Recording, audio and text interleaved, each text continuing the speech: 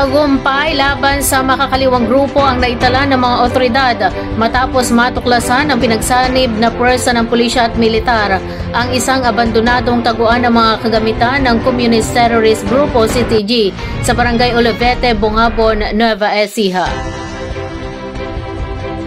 Bandang alas 3:00 ng hapon, October 6, 2025, sa ilalim ng Oplan Hagilap, matagumpay na naisagawa ang operasyon ng mga tauhan mula sa Nueva Ecija Police Provincial Office NEPO, First Provincial Mobile Force Company PMFC bilang lead unit, katuwang ang Explosive Ordnance Disposal o EOD unit at iba't ibang unit ng pulisya.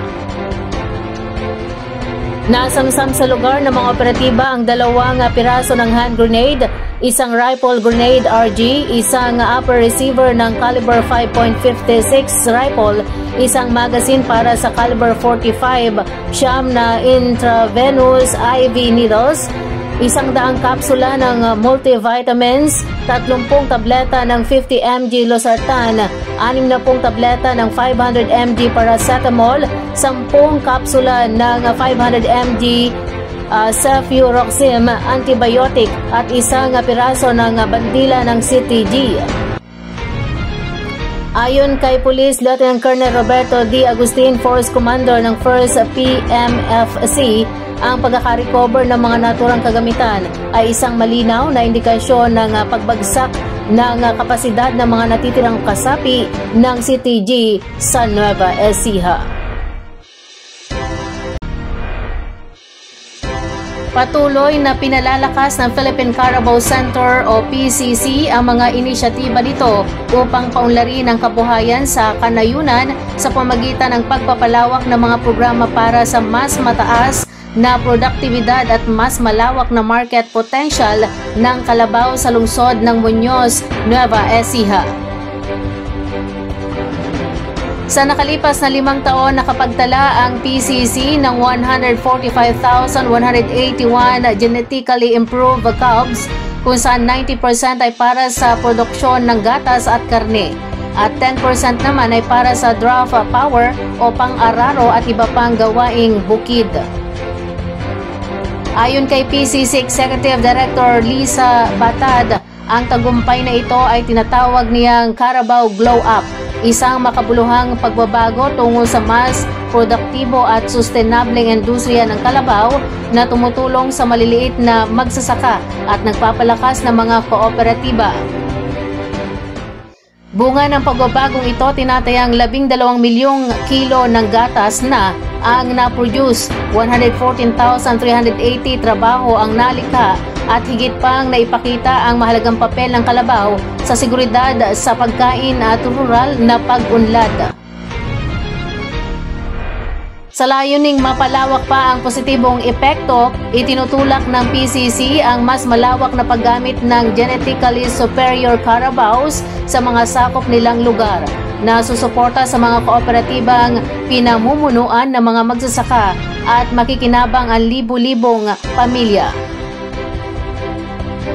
Batay sa datos ng National Dairy Animal Inventory, kalabaw ang nangunguna sa dami ng hayop na ginagamit para sa gatasan na may 82,908 ulo, kasama ang kambing 36,022 at baka 35,322. Dahil sa 99% ng populasyon ng kalabaw ay pagmamayari ng maliliit na magsasaka, ang pagtaas ng produktibidad nito ay direktang nakakapekto sa kita at kabuhayan ng mga pamilyang nasa kanayunan. Isa rin sa mga matagumpay na inisyatiba ng PCC ay ang pangipagtulungan sa Department of Education o DepEd at Department of Social Welfare and Development o DSWD, kung saan ang mga kooperatibang tinulungan ng PCC ay nagsusupply ng pasteurized milk para sa mga feeding program mula 2019 hanggang 2024. Ito ay nakalikha ng mahigit 2.9 billion pesos na kita, habang diretsong tumutulong sa nutrisyon ng mga bata. Upang mapalawak pa ang merkado, inilunsad ng PCC ang Dairy Box, isang makabagong business model na ngayon ay may 80 outlets sa buong bansa.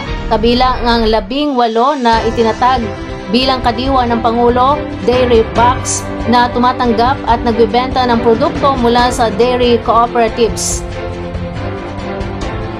Mayroong ding Milka Cream, isang dairy outlet at cafe na pinamamahalaan ng PCC. Natampok ang dekalidad na gatas ng kalabaw at mga produktong gawa rito. Bukod sa retail hub, ito rin ay nagsisilbing suporta sa mga dairy farmers.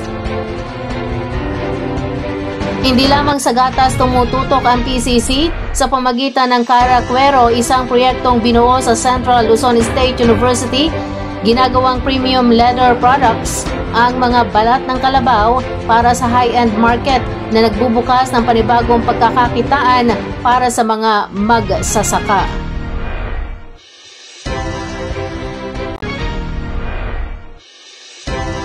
Isang dating police officer at tinaguriang high-value individual kasama ang 2 kasamahan nito ang nahuli sa isang buy-bust operation sa lungsod ng Gapan dito sa Nueva Ecija.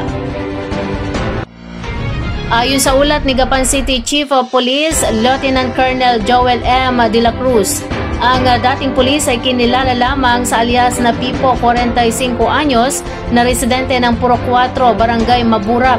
Kasama niyang inaresto ang 2 kasabwat na sina alias Pedro, 37, isang high school graduate mula rin sa Barangay Maburak, at si alias Ruby, 27 anyos, residente naman ng Purok 6, Barangay Magino. Sinasabing si alias Pipo ay dating miyembro ng Special Weapons and Tactics o SWAT unit.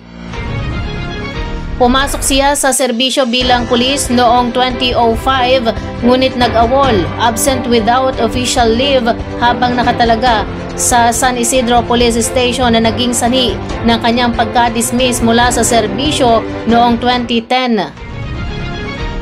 Sinabi pa ni Colonel De La Cruz, isang undercover cop ang bumili ng 500 pesos na halaga ng shabu mula sa mga suspect na nagresulta sa kanilang agarang pagkakaaresto.